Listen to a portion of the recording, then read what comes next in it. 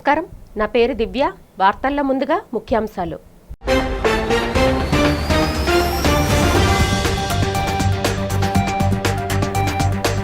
Visakha town కొత్త రోడ్లో దేవాదాయ ధర్మాదాయ శాఖ ఆధ్వర్యంలో అత్యంత వైభవంగా ప్రారంభమైన జగన్నాథ రథయాత్ర వేడుకల్లో భాగంగా కన్నుల పండుగగా నిర్వహించిన స్వామివారి కళ్యాణం. కడప జిల్లా ప్రొద్దుటూరులో టీడీపీ జాతీయ వర్కింగ్ ప్రెసిడెంట్ లోకేష్ అధ్యక్షతన అట్టహాసంగా జరిగిన టీడీపీ నాయకులు కార్యకర్తల విస్తృత స్థాయి సమావేశం. టీడీపీ శ్రేణుల్లో నూతనోత్సాహాన్ని నింపిన లోకేష్ ప్రసంగం.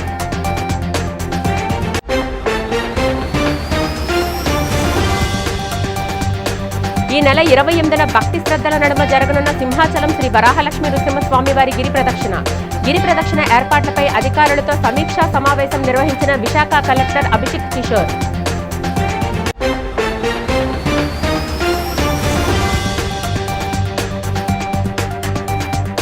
విశాఖ సముద్ర తీరంలో ప్రమాదానికి గురైన మరో మత్స్యకార బోటు ప్రాణాలతో బయటపడి కేజీహెచ్లో చికిత్స పొందుతున్న మత్స్యకారులు.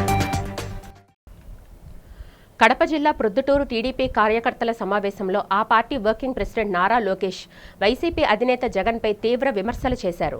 జగన్ 5 ఏళ్ల పాలనలో కడప జిల్లాకు చేసింది శూన్యమని, బ్రాహ్మణి స్టీల్స్, ఓబులాపురం గనుల్లో వేల కోట్లు దోచుకొని ఆ అవినీతి సొమ్ముతోనే మీడియాను పెట్టారని ఆరోపించారు.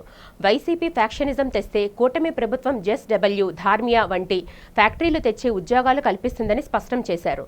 తీవ్ర ఆర్థిక ఇబ్బందులు, 60,000 కోట్ల లోటు బడ్జెట్ ఉన్నప్పటికీ సంక్షేమ పథకాలను ఆపకుండా అమలు చేస్తున్నామని, ఈ నెల 24న 2వ విడత తల్లికి వందనం నిధులను లబ్ధిదారుల ఖాతాల్లో జమ చేయబోతున్నామని ప్రకటించారు.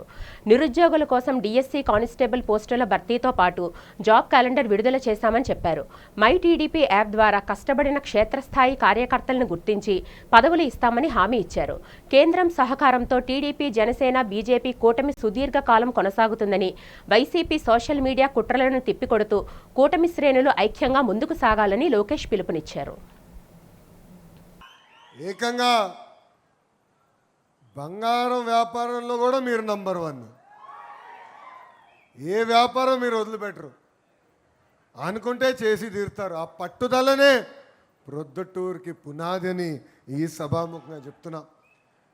ఇప్పుడు రాయలసీమని గోల్డ్ హబ్గా చంద్రబాబు నాయుడు గారు మార్చుతున్నారు. మనం చూసాం, జొన్నగిరి స్వర్ణగిరిగా మారింది. అక్కడ ఏకంగా ఈరోజు బంగారం తయారు చేసుకునే పరిస్థితి ఎన్డీఏ ప్రభుత్వానికి వచ్చింది. తెలుగుదేశం పార్టీ ఆవిర్భావం తర్వాత 4 సార్లు ప్రొద్దుటూరు నియోజకవర్గం గెలుస్తాం జరిగింది. ప్రతిపక్షంలో ఉన్నా అధికారంలో ఉన్నా ఎప్పుడూ ప్రొద్దుటూరుని అభివృద్ధి చేసిన వ్యక్తి మన నాయకుడు చంద్రబాబు నాయుడు గారు. ప్రొద్దుటూరుని ముందలు తీసుకెళ్ళాలి, అన్ని రంగాల అభివృద్ధి చేయాలని లక్ష్యంతో ఆనాడు మన అడుగులు వేస్తూ వెళ్ళాం. మీరందరూ ఒకటే గుర్తుపెట్టుకోవాలి, యువగలం పాదయాత్రలు నేను చెప్పా, రాయలసీమకి క్యాన్సర్ గడ్డ లాంటి వ్యక్తి జగన్మోహన్ రెడ్డి అని. 5 సంవత్సరాల అధికారంలో ఉన్నాడే, కనీసం ఒక్క పరిశ్రమను తీసుకొచ్చాడా? ఒక్క పరిశ్రమ చేత ఎక్స్పాన్షన్ చేపించాడా అని అడుగుతున్నా. ఏమనంటే రాయలసీమ బిడ్డ అంటాడు. ఎంత అన్యాయం ఒక్కసారి ఆలోచించాను. ఆనాడు బ్రాహ్మణి స్టీల్ అనే ఒక కంపెనీ తీసుకొచ్చాడు.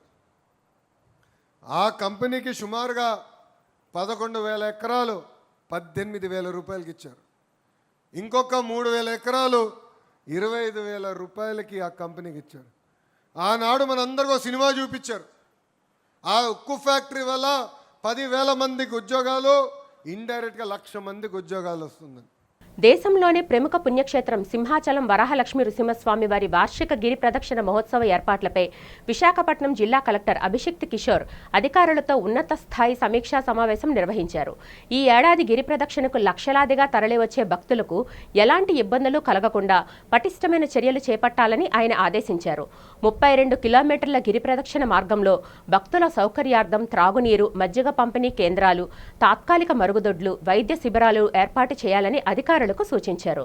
ముఖ్యంగా ఎండ తీవ్రతను దృష్టిలో ఉంచుకొని క్యూ లైన్లో చలవ పందిళ్లు, నిరంతరంగా విద్యుత్ సరఫరా ఉండేలా చూడాలన్నారు. శాంతి భద్రతల పరిరక్షణకు, ట్రాఫిక్ నియంత్రణకు పోలీస్ శాఖ సమన్వయంతో పనిచేయాలని, ఘాట్ రోడ్డుతో పాటు కీలక జంక్షన్లో ప్రత్యేక నిఘా ఉంచాలని ఆదేశించారు. దేవస్థాన అధికారులు, జీవీఎంసీ, పోలీస్, వైద్య, ఆరోగ్య శాఖలు సంయుక్తంగా వ్యవహరిస్తూ గిరి ప్రదక్షిణను విజయవంతం చేయాలని కలెక్టర్ అభిషేక్ కిషోర్ స్పష్టం చేశారు.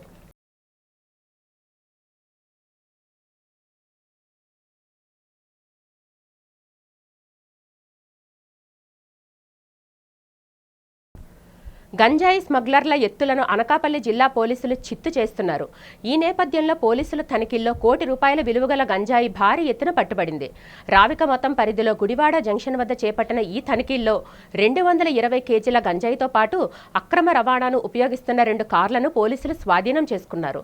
ఈ వివరాలను డీఎస్పీ మోహన్ మీడియాకు వెల్లడించారు. పట్టుబడిన గంజాయి విలువ అంతర్జాతీయ మార్కెట్లో సుమారు ₹1,00,00,000 ఉంటుందని ఆయన తెలిపారు. ఈ కేసులో అల్లూరు జిల్లా పెదబైలుకు చెందిన కిల్లో తిమోతి పాటు, పల్నాడు జిల్లా సత్తెనపల్లికి చెందిన షేక్ మహ్మద్ రఫీ, షేక్ ఫయాజ్ అనే 3 వ్యక్తులను అరెస్టు చేశామని తెలిపారు. నిందితులపై కేసు నమోదు చేసి ఈ గంజాయి ముఠా వెనుక ఉన్న ఇతర నెట్వర్క్పై దర్యాప్తు ముమ్మరం చేస్తున్నట్లు డీఎస్పీ వెల్లడించారు. అనకాపల్లి సబ్ డివిజన్ తరఫున నా నమస్కారం అండి. నేను అనకాపల్లి డిఎస్పీని. మాకు ఈగిల్ టీము సమాచారం మేరకు, అలాగే మా ఎస్బీ సమాచారం మేరకు మా అనకాపల్లి సబ్ డివిజన్లో ఉన్న పోలీస్ స్టేషన్స్లో కొంచెం విస్తృతంగా తనిఖీలు చేపట్టిన టైంలో నేను బుచ్చేపేట, అలాగే చోడవరం, రావికంపం, చీటికాడ పోలీస్ స్టేషన్ ఏరియాలో మేము నిన్న అంటే 2 రోజుల నుంచి కూడా మేము కొద్దిగా మాకున్న ముందస్తు సమాచారం మేరకు, ఈగిల్ టీం వారు ఇచ్చిన సమాచారం, అలాగే ఎస్బీ సమాచారం మేరకు మేము ఈ పోలీస్ స్టేషన్ పరిధిలో మేము తనిఖీలు చేపట్టిన సందర్భంగా నిన్న 15వ తారీఖు జూలై మధ్యాహ్నం సుమారు 2 గంటల ప్రాంతంలో రావికంపం మండలం గుడివాడ జంక్షన్ దగ్గర 2 వెహికల్స్ని మేము అడ్డగించడం జరిగింది. ఆ సమయంలో మాకు ఆ 2 వెహికల్స్లో కూడా సుమారు 6 వ్యక్తులు ఉన్నట్టు మేము గమనించడం జరిగింది. మా సిబ్బంది రావికంపం ఎస్ఐ గారు, బుచ్చిపేట ఎస్ఐ గారు కూడా వాళ్ళ సిబ్బందితో అడ్డగించినప్పుడు ఆ సందర్భంగా 3 వ్యక్తులు తప్పించుకుని పారిపోయారు. ఒక 3 వ్యక్తులు దొరికారు. అలాగే మాకు 2 వెహికల్స్ కూడా అక్కడ ఆ ప్రాంతంలో మేము ఆపడం జరిగింది. ఒకటి ఎర్టిగా కారు, ఇంకొకటి టాటా కరువు 2026 కొత్తగా ఈ సంవత్సరమే రిజిస్ట్రేషన్ చేసిన కారు అది. ఈ 2 కార్లలో కూడా మేము తనిఖీ చేయగా మాకు సుమారుగా ఒక ఎర్టిగా కారులో 128 కేజీలు గాంజా 4 బ్యాగ్స్లో, వైట్ బ్యాగ్స్లో ఉంది. అదొకటి గమనించడం జరిగింది. అలాగే ఇంకొక టాటా కరువు కారులో 92 కేజీ. ప్రభుత్వ సంక్షేమ ఫలాలు ప్రతి గిరిజన వెనుకబడిన గ్రామంలోని చివరి లబ్ధిదారునికి చేరడమే లక్ష్యంగా ప్రభుత్వ యంత్రాంగం కృషి చేస్తుందని పార్వతీపురం మన్యం జిల్లా collector doctor N Prabhakar Reddy స్పష్టం చేశారు. కొమరాడ మండలం బిన్నిడి గ్రామంలో అత్యంత వైభవంగా నిర్వహించిన పట్టాదారు పాసు పుస్తకాల పంపిణీ కార్యక్రమానికి ఆయన అధ్యక్షత వహించి ప్రసంగించారు. గ్రామాల సమగ్ర అభివృద్ధి ప్రభుత్వ లక్ష్యమని, రైతుల సంక్షేమానికి తమ ప్రభుత్వం అధిక ప్రాధాన్యత ఇస్తుందని ఈ సందర్భంగా ఆయన పేర్కొన్నారు.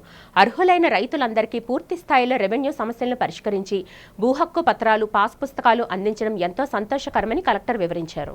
మీకు అభివృద్ధి లక్ష్యంగా పెట్టుకొని మన కలెక్టర్ గారు చాలా అభివృద్ధి కార్యక్రమాలు చేయడం జరిగింది.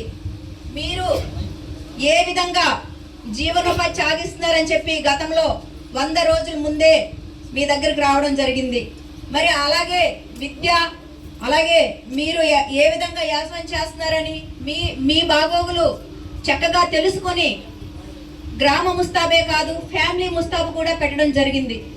స్థానిక నాయకులు, ఎమ్మెల్యే గారు వీటిని తీసుకొచ్చి ఇది ఇక్కడ అవసరం అని వాళ్ళు అడిగి వాటిని శాంక్షన్ చేయించుకొని వాటిని కంప్లీట్ చేసి ఈరోజు బిన్నిడి ఇంత అందంగా ఉందంటే వాటికి వాళ్ళందరూ కృషి ఉంది. వాళ్ళందరినీ కూడా నేను మీ తరఫున అభినందిస్తూ ఉన్నాను. చాలా సంతోషం మీ గ్రామంలో నీళ్లు పడినందుకు. అదేవిధంగా విద్యుత్ సరఫరాకు సంబంధించి కూడా పోల్స్ అన్నీ వేసాం. రెవెన్యూ సమస్యలు పరిష్కరిస్తూ ఉన్నాం. పెండింగ్ ఉన్న వాళ్ళందరూ కూడా మిగతా ఇస్తే అవుట్ కూడా కంప్లీట్ చేద్దాం. అదేవిధంగా మంచి గ్రంథాలయం పెట్టారు, ఇక్కడ చిరుధాన్యాలు పంపిణీ చేశారు, కొబ్బరి మొక్కలు మొత్తం కూడా పెట్టడం జరిగింది. మనకు మీరు ఇంకా చేస్తానంటే ఎన్ఆర్ఈఎస్లో కూడా ఇస్తాం మీకు, బీబీజీ రామ్జీలో కూడా. మీరు రోడ్డు పొడవుకు కూడా మీరు అందంగా ఉంది, రోడ్డు పొడవుకు మీరు మెయింటైన్ చేయగలిగితే మెయింటెనెన్స్కు డబ్బులు ఇస్తాం, చెట్లు ఇస్తాం. రోడ్డు మొత్తం ఎడమ కుడిమి కానీ చెట్లు నాటితే పంచాయతీకి ఆదాయం వస్తుంది. ఓ 4-5 ఏళ్లలో జనసేన పార్టీ బలోపేతం, కార్యకర్తల సమస్యల పరిష్కారమే లక్ష్యంగా పవన్ కళ్యాణ్ రూపొందించిన జనసేన చర్చావేదిక కార్యక్రమం రాష్ట్రంలోని తొలిసారిగా ఏలూరు జిల్లా కైకలూరులో ప్రారంభమైంది. ఈ సందర్భంగా పార్టీ పీఏసీ చైర్మన్ మంత్రి నాదెండ్ల మనోహర్ మాట్లాడుతూ జనసేనలో పవన్ కళ్యాణ్ గ్రూప్ తప్ప వేరే గ్రూప్ రాజకీయాలకి తావులేదని స్పష్టం చేశారు. సొంత ప్రయోజనాల కోసం ఎవరైనా గ్రూపులు కట్టాలని చూస్తే ప్రారంభంలోనే తుంచేయాలని కార్యకర్తలకు పిలుపునిచ్చారు. స్థానిక ఎన్నికల్లో జనసేన బలంగా ఉన్న ప్రతి చోట పోటీ చేస్తుందని, గెలిచే స్థానాలను గుర్తించి అభ్యర్థులను బరిలోకి దించుతామని వెల్లడించారు. కొల్లేరు విషయంలో కొందరు పవన్ కళ్యాణ్పై కావాలనే దుష్ప్రచారం చేశారని మండిపడ్డారు. ఇదే సమయంలో మాజీ మంత్రి ముద్రగడ పద్మనాభం మరణ వార్త తెలియగానే ముఖ్యమంత్రి పవన్ కళ్యాణ్ ఫోన్లో మాట్లాడుకున్నారని, ముద్రగడ అంత్యక్రియలను ప్రభుత్వ అధికార లాంఛనాలతో నిర్వహించాలని నిర్ణయించారని నాదెండ్ల మనోహర్ తెలిపారు. సభలో ముద్రగడ మృతికి సంతాపం తెలుపుతూ 1 నిమిషం పాటు మౌనం పాటించారు. ఈ ఫిషర్మ్యాన్ కమ్యూనిటీ మీద నీకు నిన్న చూపించిన నీ ప్రేమ, నీ నటన మరి గతంలో ఏమైంది జగన్మోహన్ రెడ్డి గారు అని చెప్పి నేను ప్రశ్నిస్తూ ఉన్నాను.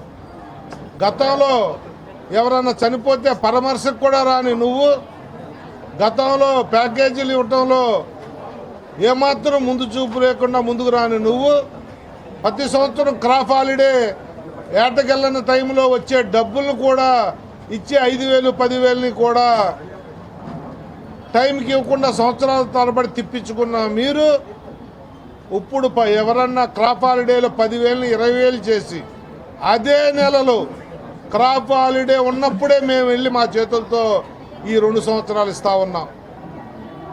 5 సంవత్సరాల పాటు ఈ రాష్ట్రాన్ని గాలికి వదిలేసి అధికారంలో ఉన్నప్పుడు అటు ప్రజలు కానీ కష్టంలో ఉన్న వాళ్ళు ఎవరు కూడా కనిపించకపోగా చెత్త పాలిటిక్స్ చేసి ఈ రాష్ట్రంలో ప్రజలు చిత్తుగా ఓడించడం జరిగింది. ఇప్పటికైనా బుద్ధి వస్తుందని చెప్పేసి ప్రజలందరూ కూడా అనుకుంటున్నా కూడా తనలో ఎటువంటి మార్పు లేదు అనడానికి నిన్న విశాఖ పర్యటనే మీకు ఉదాహరణగా చెప్పొచ్చు. ఎవరైనా కష్టంలో వచ్చిన వాళ్ళకి దగ్గరికి వస్తే ఫ్లెక్సీలు పెట్టుకుంటారండి,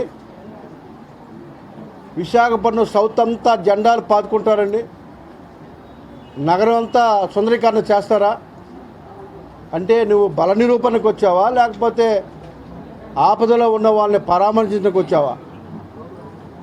నిన్ను చూసి ఒక మాజీ ముఖ్యమంత్రి ఈయన లేకపోతే ఇంకేదైనా అని చెప్పేసి నవ్వుకునే పరిస్థితులు ఉన్నాయి. వైసీపీ అధినేత జగన్మోహన్ రెడ్డిపై తెలుగుదేశం పార్టీ ఎమ్మెల్యే బూర్ల రామాంజనేయులు తీవ్ర స్థాయిలో ధ్వజమెత్తారు.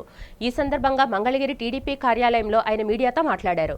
గత వైసీపీ ప్రభుత్వ హయాంలో మాస్క్ అడిగినందుకు డాక్టర్ సుధాకర్ను వేధించి చంపారని, డ్రైవర్ సుబ్రహ్మణ్యాన్ని హత్య చేసి శవాన్ని అప్పటి YCP MLC Anantha Babu door delivery చేశారని ఆరోపించారు.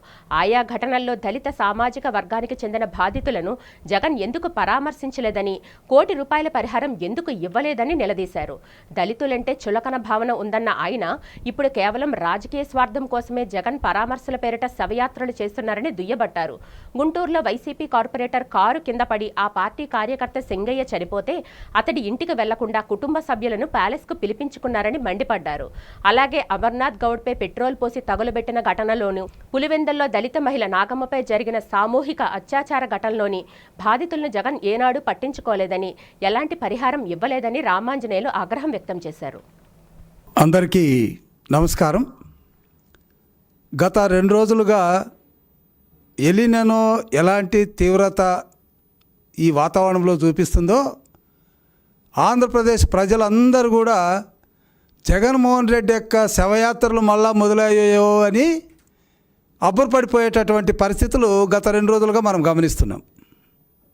ఆయన యాత్రలు శవయాత్రలు, ఆరాచకంతో కూడినటువంటి యాత్రలు, ఏ పరిస్థితుల్లో కూడా సానుభూతితో కూడినటువంటి యాత్రలు కాదు. ఇవి ప్రజలందరూ గమనిస్తున్నారు. ఇటీవల ఆయన గాదె సాయికృష్ణ అనేటువంటి అతనికి 20 పైగా కేసులున్నాయి. అతను ఒక రేపిస్టు, మర్డరరు, ఇన్ని అపఖ్యాతులు ఉన్నటువంటి ఆ వ్యక్తి చనిపోతే అతనిని పరామర్శించడానికి వెళ్ళి ఆయనకు 25 లక్షల రూపాయలు డబ్బు ఇచ్చాడు. ఇక్కడ జగన్మోహన్ రెడ్డిని సూటిగా అడుగుతున్నాం, మరి మీరు గుంటూరు జిల్లాలో అక్కడ ఒక జూదర్ని పరామర్శించడానికి సత్తెనపల్లిలో మీరు వచ్చినప్పుడు మీ కారు కిందే మీ పార్టీ క్రియాశీలకమైనటువంటి కార్యకర్త ఒక దళితుడు సింగయ్య గారు మీ కారు కిందే టైర్ల కింద నలిగి చనిపోతే కనీసం అతనికి ఎలా ఉంది అని కూడా చూడుకోకుండా నిర్దాక్షిణంగా రాక్షస మనస్తత్వంతో దళితుడే కదా ఏం చేసుకుంటాడన్నటువంటి ఒక నిర్లక్ష్యంతో మీరు వెళ్ళలేదా? విశాఖపట్నం తీరంలో జరిగిన మత్స్యకార పడవ ప్రమాద ఘటనపై ఆంధ్రప్రదేశ్ ప్రభుత్వం యుద్ధ ప్రాతిపదికన సహాయ చర్యలు చేపట్టిందని మత్స్యశాఖ కమిషనర్ రామ్ శంకర్ నాయక్ తెలిపారు. ఈ సందర్భంగా అమరావతి సచివాలయంలో ఆయన మీడియాతో మాట్లాడారు. జూలై 4న ప్రతికూల వాతావరణం వల్ల 7 మత్స్యకారులతో ప్రయాణిస్తున్న యాంత్రిక పడవ మునిగిపోగా సమాచారం అందిన వెంటనే మెరైన్ పోలీస్, కోస్ట్ గార్డ్, నౌకదళం సంయుక్తంగా 72 గంటల పాటు గాలింపు చర్యలు చేపట్టాయన్నారు. ఈ ఆపరేషన్లో కారి చిన్న అనే మత్స్యకారుడు ప్రాణాలతో బయటపడగా ఆయనకు మెరుగైన వైద్యం అందించారని తెలిపారు. గల్లంతైన మిగిలిన 6 మత్స్యకారుల కుటుంబాలకు ప్రభుత్వం మానవతా దృక్పథంతో తక్షణమే 10 లక్షలు చెప్పిన మొత్తం 60 లక్షల రూపాయలు ఆర్థిక సహాయం మంజూరు చేసినట్టు పేర్కొన్నారు.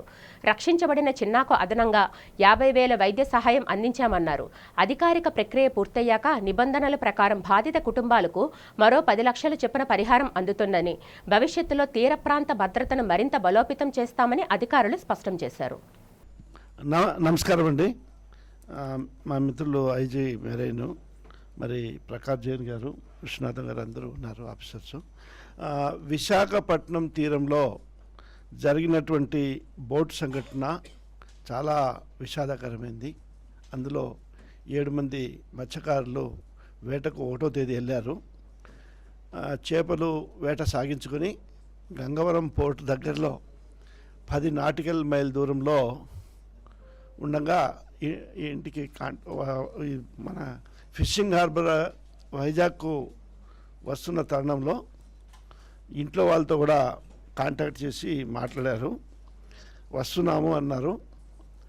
అంటే నేను చిన్న గారితో మాట్లాడిన విషయాలను కూడా దృష్టిలో పెట్టుకొని మీ ముందు ఈ చెప్తున్నాను. ఫిషింగ్కి వెళ్ళినటువంటి బోటు సాయంకాలానికి రావాలి, అది ఇంకా రాలేదని చెప్పి సమాచారం ఇచ్చారు. దాని తర్వాత సిఐ గారు దీనికి సంబంధించి పూర్తి వివరాలు తెలుసుకోవడం కోసం అక్కడ ఉన్నటువంటి ఫిషరీస్ అసోసియేషన్ వారితో మాట్లాడడం, దాని తర్వాత మళ్ళీ ఎవరైతే ఈ సమాచారం ఇచ్చారో ఆ వ్యక్తికి మళ్ళా కాల్ చేయడం జరిగింది. అరౌండ్ 10:55 ఆ ప్రాంతంలో ఆయన ఈ కుటుంబానికి సంబంధించినటువంటి ఒక పర్సన్ కాంటాక్ట్ నెంబర్ ఆయనగా ఇచ్చారు.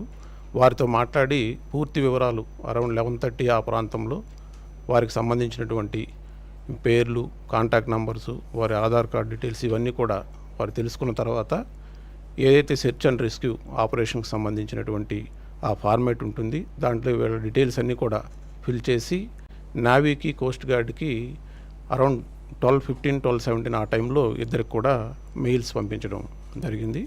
ఈ మెయిల్స్ పంపించిన వెంటనే వాళ్ళకు ఉన్నటువంటి కమ్యూనికేషన్ సిస్టమ్ ద్వారా అప్పటికే సముద్రంలో ఉన్నటువంటి వివిధ నౌకలు ఏవైతే ఉన్నాయో వారందరికి కూడా ఇట్లా ఈ ఫిషింగ్ బోట్ ఒకటి మిస్ అయింది, గల్లంతైంది, దీనిలో ఎంతమంది ఫిషర్మెన్ ఉన్నారు, సో వాళ్ళ కోసం, వాళ్ళ ఆచూకీ కోసం వాళ్ళందరినీ కూడా చూడమని చెప్పి ఒక సమాచారం వాళ్ళు పంపించారు.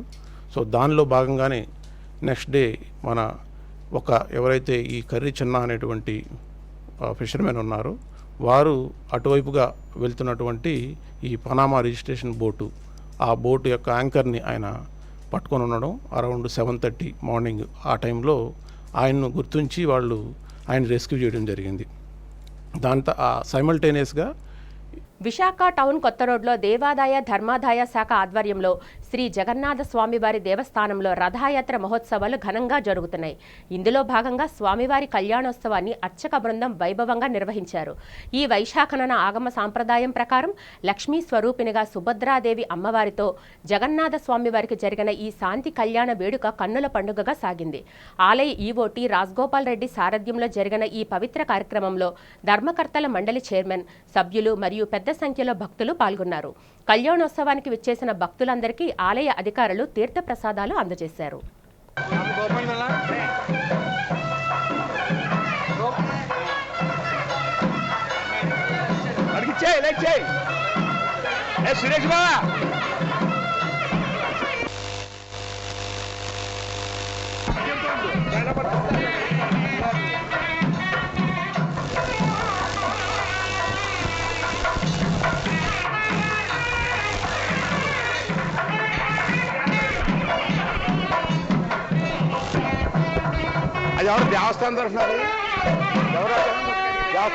ఫిషింగ్ హార్బర్ సమీపంలో చేపల వేటకు వెళ్లిన 7 మత్స్యకారులు సముద్ర అలల ఉధృతికి బోటు బోల్తా పడి ప్రమాదానికి గురయ్యారు.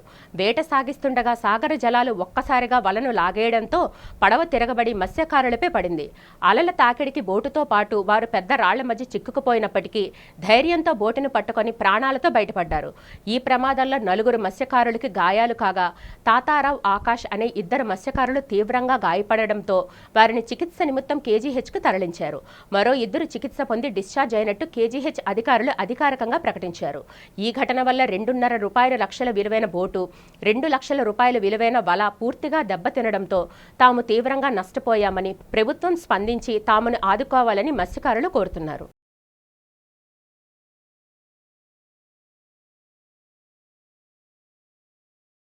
ప్లాస్టిక్ సర్జరీ అంటే కేవలం అందాన్ని మెరుగుపరిచే కాస్మెటిక్ చికిత్స మాత్రమే కాదని, ప్రమాద బాధితులకు పునర్జన్మనిచ్చే అత్యంత కీలకమైన వైద్య విభాగమని మెడికవర్ ఆసుపత్రి సీనియర్ కన్సల్టెంట్ డాక్టర్ సిద్ధార్థ పల్లి అన్నారు. వరల్డ్ ప్లాస్టిక్ సర్జరీ డే సందర్భంగా ఆసుపత్రి ఆవరణలో నిర్వహించిన అవగాహన కార్యక్రమంలో ఆయన మాట్లాడారు. రోడ్డు, పారిశ్రామిక ప్రమాదాలు, కాలిన గాయాల వల్ల అవయవాలు తీవ్రంగా దెబ్బతిన్నా ఆధునిక రీకన్స్ట్రక్టివ్ సర్జరీ ద్వారా వాటిని పునర్నిర్మించి సాధారణ జీవితం గడిపేలా చేయవచ్చునని వివరించారు. ప్లాస్టిక్ సర్జరీ కేవలం ధనవంతులకే పరిమితం కాదని, అపోహలు వీడి సరైన సమయంలో నిపుణులను సంప్రదించాలని సూచించారు. మరో కన్సల్టెంట్ డాక్టర్ శ్రీలేఖ మాట్లాడుతూ, పుట్టుకతో వచ్చే వైకల్యాలు, ప్రమాదాల వల్ల ఏర్పడే లోపాలకు ఈ సర్జరీ ద్వారా సమర్థవంతమైన చికిత్స అందించవచ్చునని తెలిపారు. ఆసుపత్రి centre head doctor Arun Kumar ఆధ్వర్యంలో జరిగిన ఈ కార్యక్రమంలో వైద్యులు, సిబ్బంది, రోగులు పాల్గొన్నారు. అండి, today is world plastic surgery day. మా స్పెషల్ డే సందర్భంగా ఇవాళ మెడికవర్ హాస్పిటల్లో నేను doctor Siddhartha Palli consultant and మా colleague doctor Sreelekha Reddy another consultant in Medicover, మేమిద్దరం కలిసి ఇక్కడ ఘనంగా ఒక ప్రోగ్రామ్ చేశాము for raising the awareness about plastic surgery among all our nursing and other colleagues. తర్వాత ఎడిట్ ప్లాస్టిక్ సర్జరీ అంటే జనాలు మామూలుగా అందరూ అనుకునే రకంగా అందానికి సంబంధించిన సర్జరీలు మాత్రమే చేయడం కాదండి. ప్లాస్టిక్ సర్జరీ అంటే కాలిన గాయాలకి, కాలిన వాళ్ళకి వైద్యం చేయడం, తెగిపడిపోయిన వేళ్ళు, కాళ్ళు వీటిని తిరిగి అతికించడం and along with this congenital malformations అంటే పుట్టుకతో వచ్చే డిఫార్మిటీస్ని కరెక్ట్ చేయడం, ఇవన్నీ కూడా ప్లాస్టిక్ సర్జరీలో భాగమే. సర్జరీ డే సందర్భంగా ఒక అవేర్నెస్ ప్రోగ్రామ్ లాగా ఒక ప్రెజెంటేషన్ అది ఇచ్చామన్నమాట. అంటే కేవలం బ్యూటీ కోసమే కాదు, వేరే చాలా ఆస్పెక్ట్స్లో ప్లాస్టిక్ సర్జన్స్ మనకి ట్రీట్మెంట్ ఇవ్వగలుగుతారు. అంటే చిన్న చిన్న డిఫార్మిటీస్, బంప్స్, లమ్స్ ఏదైనా రిమూవ్ చేయించుకోవాలన్నా తక్కువ స్కార్తో, ఏదైనా పుట్టుకతో వచ్చి చెవులు లేకుండా లేకపోతే ఎక్స్ట్రా ఫింగర్ ఉన్నవి, ఇలాంటి చిన్న చిన్న ట్రీట్మెంట్స్ కూడా ప్లాస్టిక్ సర్జన్స్ చేస్తారు. Just like an awareness programme. నగరానికి చెందిన ప్రముఖ పీవీఆర్ అసోసియేట్స్ సంస్థ తన లీగల్ కంప్లైంట్ సేవలను ఏఐ ఆధారితంగా విస్తృతం చేసింది. ఈ సందర్భంగా అక్కయ్యపాలెం నరసింహానగర్లో సంస్థ కార్యాలయంలో ఏర్పాటు చేసిన మీడియా సమావేశంలో ఈ సేవలకు సంబంధించిన వెబ్సైట్ను, బ్రోచర్ను LIC housing DRM H Raghavendra, cluster head Arun Kumar ముఖ్య అతిథులుగా విచ్చేసి లాంఛనంగా ప్రారంభించారు. ఈ సందర్భంగా PVR associates managing partners PVPA Harikumar, అన్నపూర్ణలు టెక్నాలజీకి సంబంధించిన వివరాలను వివరించారు. ఆదాయపు పన్ను ఫైలింగ్లు, రియల్ ఎస్టేట్ లావాదేవీలు, కుటుంబ చట్టాల కన్సల్టెన్సీ, ఐటీ ఆర్గనైజేషన్ల సాఫ్ట్వేర్ లైసెన్స్ నిర్వహణ వంటి చట్టపరమైన సేవల కోసం ప్రత్యేకమైన డిజిటల్ టూల్స్ ఉపయోగించడం అభినందనీయమని అతిథులు పేర్కొన్నారు. పేద మధ్యతరగతి ప్రజలు బ్యాంకులను దృష్టిలో ఉంచుకొని ఎలాంటి మోసాలకు ఆస్కారం లేకుండా త్వరితగతిన సేవలు అందేలా విశాఖలో మొట్టమొదటిసారిగా ఈ ఏఐ లీగల్ సాఫ్ట్వేర్ను రూపొందించామని cluster head Arun, managing partners PVP Harikumar, Annapurna తెలిపారు. ఈ నూతన ఏఐ లీగల్ సాఫ్ట్వేర్ సేవలను ప్రజలు, బ్యాంకులు సద్వినియోగం చేసుకోవాలని వారు కోరారు. Myself Arun, I am a cluster head of LIC Housing Finance Visakhapatnam, and I am very happy today PVR Associates Mr. Harakumar and Annapurna Telugu. I am new to this,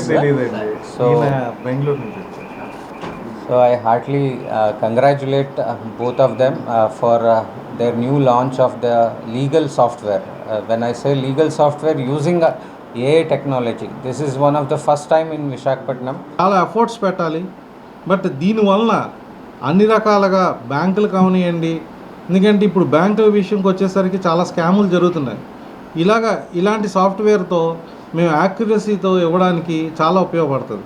not only accuracy, మా software తోటి speed కూడా ఉంటుంది. ఒక 30 డాక్యుమెంట్లు ఉన్న ఒక ఒపీనియన్ని గంట సేపు 2 గంటలు పట్టేదాన్ని ఇది పావు గంటలో చేసి ఇవ్వగలం, మేము అందించగలం. ఇది Annapurna advocate PVR associate partner అండి.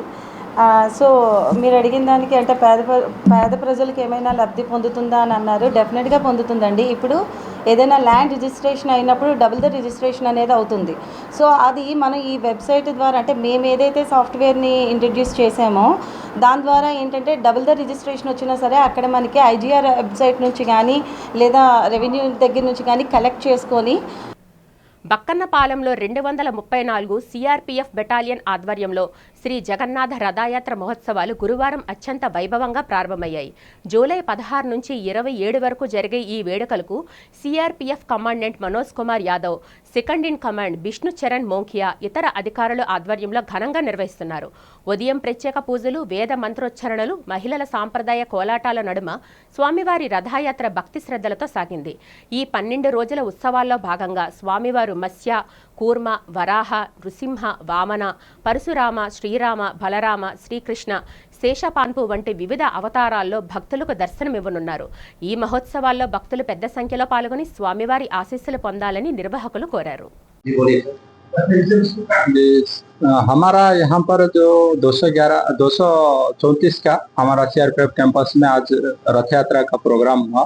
उसमें हमारा कैंपस का साथ में जो उपस्थित उनका जवान के साथ में भी और पब्लिक का भी आए हुए थे. सभी मिलके बड़े धूमधाम से रथ यात्रा प्रोग्राम हुआ और उसमें 1000 आदमी सम्मिलित हुए हैं. और आज यहाँ पर हमारा गुंडीचा रथ यात्रा को लेके हमारा 1-1.5 किलोमीटर 2 किलोमीटर तक हमारा घूम के आएंगे. फिर मौसीमा मंदिर में जाएंगे, वहाँ जाके वहाँ रहेंगे, हमारा 9 दिन तक रहेंगे. उसके बाद हमारा सोनावेश है और 24 तारीख को बावड़ा है, 25 को हमारा सोनावेश है, 26 को अधरपणा है और 27 को हमारा नीलाद्रि विजय है. तो ऐसे करके फिर 27 तारीख को यहाँ फिर जगन्नाथ जी महाप्रभु यहाँ पर फिर विराजमान होने के लिए आएंगे. వార్తలు ముగించే ముందు ముఖ్యాంశాలు మరొకసారి చూద్దాం.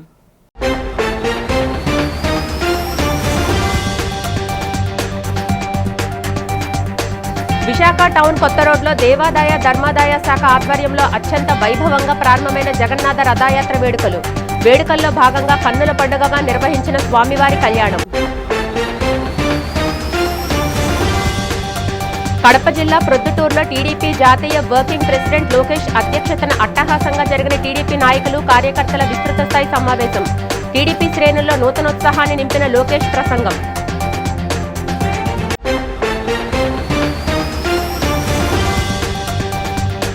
ఈ నెల 28న భక్తి శ్రద్ధల నడుమ జరగనున్న సింహాచలం శ్రీ వరాహలక్ష్మి నృసింహస్వామి వారి గిరి ప్రదక్షిణ ఏర్పాట్లపై అధికారులతో సమీక్షా సమావేశం నిర్వహించిన విశాఖ కలెక్టర్ అభిషేక్ కిషోర్.